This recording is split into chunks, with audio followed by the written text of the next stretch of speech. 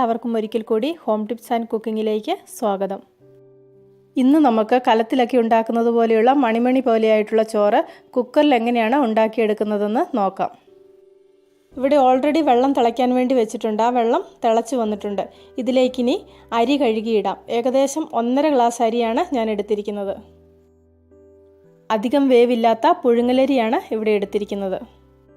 അരി കുക്കറിൽ വേവിക്കുമ്പോൾ തിളച്ചതിന് ശേഷം മാത്രമേ അരി കുക്കറിലേക്ക് ഇട്ട് കൊടുക്കാവുള്ളൂ. ഒരു വിസിൽ വരുമ്പോൾ തന്നെ കുക്കർ ഓഫാക്കാം. ഇതുപോലെ ചോറ് വേവിച്ചെടുക്കുന്നതിന് വേണ്ടിയിട്ട് അമ്മമാർക്കൊക്കെ അറിയാമായിരിക്കും. കുക്കിങ്ങിൽ തുടക്കക്കാരായ കുട്ടികൾക്ക് വേണ്ടിയിട്ടാണ് ഞാൻ ഈ വീഡിയോ ചെയ്യുന്നത്. ഓഫാക്കിയതിന് ശേഷം ഒരു 5 മിനിറ്റിനുള്ളിൽ തന്നെ വേറൊരു പാത്രത്തിൽ കുറച്ച് വെള്ളം തിളപ്പിക്കാൻ വേണ്ടി വെക്കണം.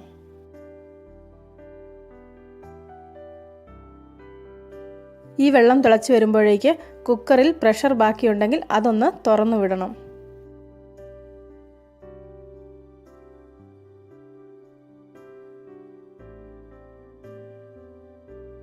ഇനി കുക്കറിലേക്ക് തിളച്ച് വന്ന വെള്ളം ഒഴിച്ചു കൊടുക്കാം.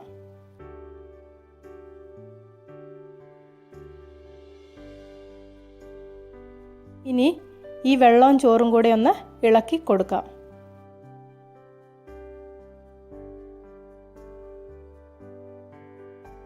അതിനുശേഷം ഒരു 2 മിനിറ്റും കൂടെ ഒന്ന് തിളപ്പിച്ചെടുക്കുന്നുണ്ട്. ഇങ്ങനെ പ്രഷർ കുക്കറിൽ ചോറ് വേവിച്ചെടുക്കുമ്പോൾ പ്രഷർ മാറിയതിന് ശേഷം ഉടനെ തന്നെ തിളച്ച വെള്ളമൊഴിച്ച് ചോറ് കോരിയെടുക്കണം.